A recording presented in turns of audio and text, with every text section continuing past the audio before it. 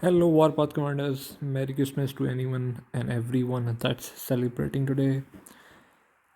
In this video, I'm going to talk about what could be the potential or possible changes coming to Warpath in the next year. 2025 is just around the corner now. And first of all, Warpath is a very long game. You have to invest years into this game to make progress. The unit progression, the officers, everything.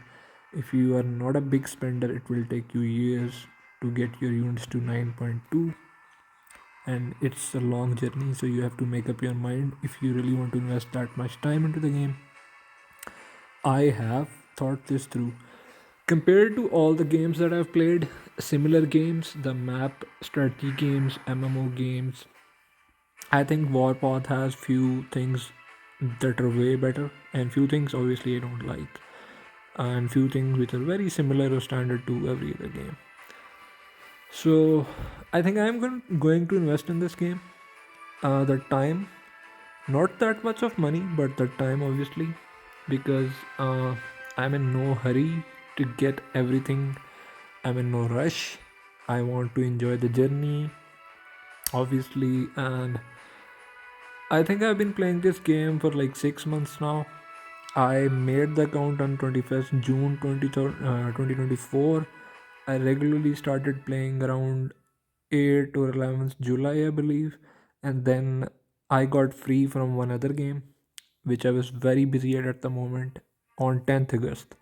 So after 10th August, like I have been playing this game on daily basis, couple of hours a day, and my progress hasn't been that I great, don't like but to talk crap. As I said, shells don't have eyes. I have observed this game and I've compared this to all the other games I have played, and I've noticed the changes or the differences it has. What's better in Warpath? For example, you can't shield up. In most games, you can put a shield and not fight. You can't do this here. You have to fight. Second thing, great thing about this game is when you get killed, you don't lose the resources, which encourages you to fight. In other games, most other games I've played, when your base gets hit, you lose all the resources you've gathered as well, alongside all the troops that the resources you need to train and all that.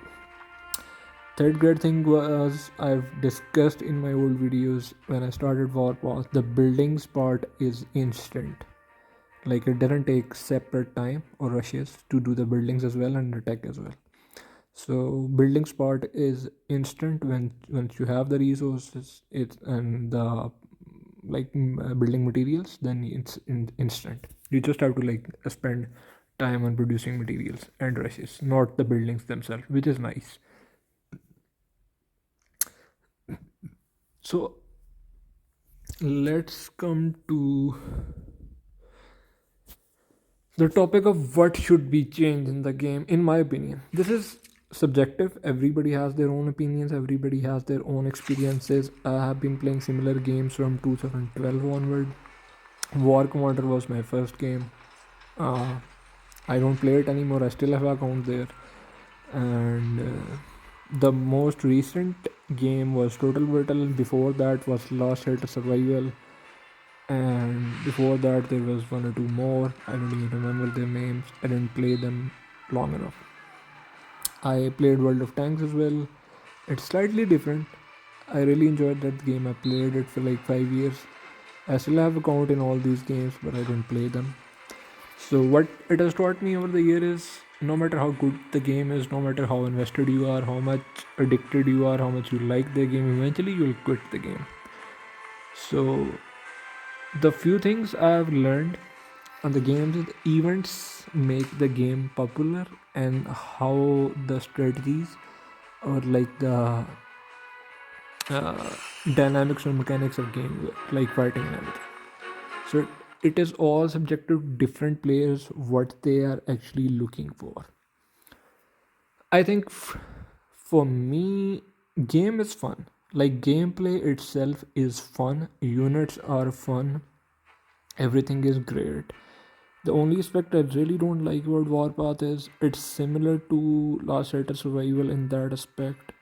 The odds system is just too bad. Like it's a way to mint money. I understand that developers have to make the money and everything, and you have to like make players spend because that's how games generate revenue, and then you pay the salaries of the staff and everything. I get that, and then you make revenues and profits and all that. So it's a business essentially. But having said that, to make players spend, you have to retain the players as well. And in order to retain the players or make them spend more, you don't have to have uh, sort of like events where you have to like endlessly spend or where you have to blindly spend. Like few events in this game are just absurdly expensive, which shouldn't be the case. Having said that, I think every game has an aspect where you have to like spend money and all that. But I think one of the few things I would like to change, if you ask me, or see get changed in this game would be,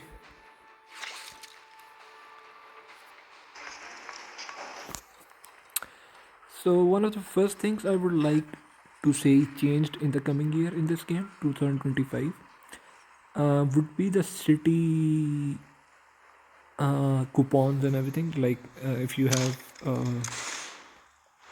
a certain camp in a certain city, that's great, but there should be a way that players should know that which city has which camp. So if they want to go to a certain city to open the coupons, they can go that way instead of asking players or noting the schedules and this and that.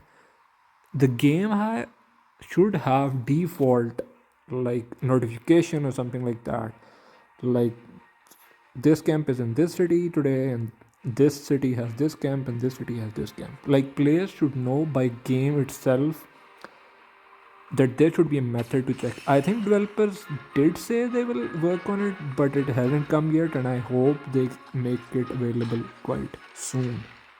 This is the first thing I would like to see changed in this game because it causes a lot of confusion at times that which city has which camp going on right now. So this is the first thing I would like to see changed. Overall, in 2025, by developers' reply and question answers and announcement, I am sensing that they are going to make a game little bit more one versus one kind of friendly. Because right now, if you are a maxed base, like a max base can't do one versus one another against another max base. Like it's very hard if you're like fortified walls are too high, you have very good defensive officers, you have very good everything. Like you need a rally to take out a base, a big rally to take out a huge whale. But having said that, there's also this balance issue. If they make base defense too weak, then everybody like gets like easily thrown out. But they have to make game fun for one versus one as well, and be able to like keep the rally and the group gameplay as well. So it's very hard to balance for developers. I understand their perspective. They're trying to do that. That's why they are like bringing a super heavy officer that just brought Iron Cavalier. So they will bring the offensive tactics and offensive officers in 2025. They have stated that they will bring it. So the game will more become attacking based. They will revamp the fighting machine and give more points for attacking rather than base defense. So that is very healthy, I think, because I think one versus one is more fun than making a rally and just bulldozing every base in the path. But one like no matter how strong someone is, you should, if you are at par with them, like same par, same units and similar like I don't like to category, talk crap. As I said, you should be shells able don't to have like eyes. do one versus one with them. This like a base should defense should not be too strong that you can't even like do one versus one, and it shouldn't be too weak that it get blown up by a very small rally in just 10 seconds. So they have to balance the thing, and it's very hard. It's very hard. It's not easy. Many game developers struggle with this thing to make base defense strong enough, but not that strong that it gets too strong. So this is something they are working on, I believe, and this is something we should expect to see in 2025. Hope they get it right. Hope they balance the defense and offense in a very subtle manner. I hope they do it in a very like good way.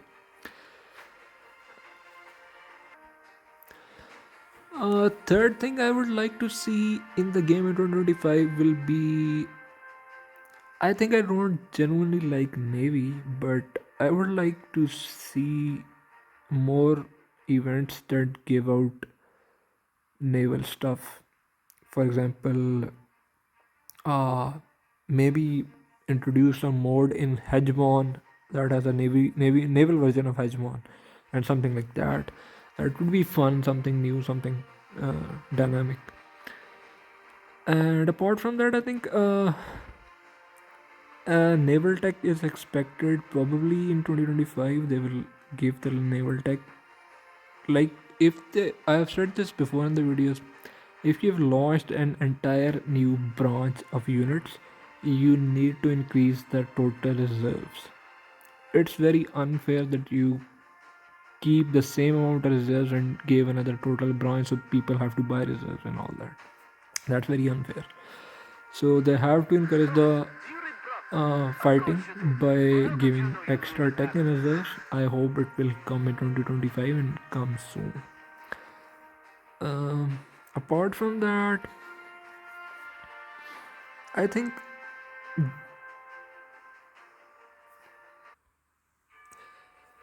apart from this, I think developers have already replied to this that they won't be introducing new event regarding gold or something like that, more gold.